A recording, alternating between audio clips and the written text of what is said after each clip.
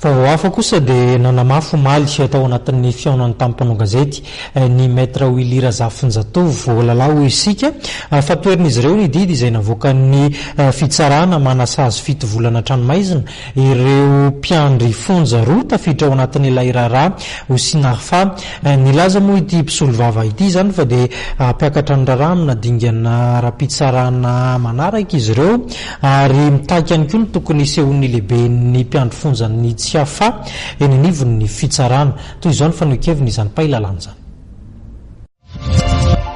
Za tsy miteny za tsy miaro ny nosina fa miaro le agent pénitentiaire fa ren'olona kely indrindra agent pénitentiaire inona nidirany am'izany inona nidirany zany ary za mihitsy niteny tamin'ny plaidoirie enonareo tsara niteny taminy fa hoe le coupable les responsables ne sont pas dans cette salle d'audience. Les coupables ne sont pas sur les bancs des accusés. Any avelany any. Ary mialatsiny tamin'ny chef d'établissement tamin'izay les BN fontsy eto Antananarivo dia Tanora niteny tamin'ny salle d'audience tao mihitsy izy nitsangana hotelimondreo enao io andriamatoa chef d'établissement enao nge tokony ho tsarainy eto fa enao lasa tsy lapilapy ary amplazy eny am'izao fotoana zao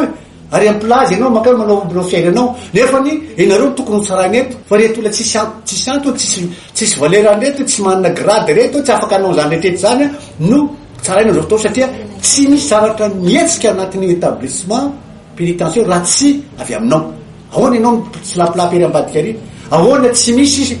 chef de poste hoe sangarety chef de poste eto dodolo modinao témoin fotsiny fa ireto olona mampalelo reto nareo tsaraina zao fotoana zao ka zay mahatonga anay hoe tsy maintsy manao appel zay na tiana satria farafaharatsiny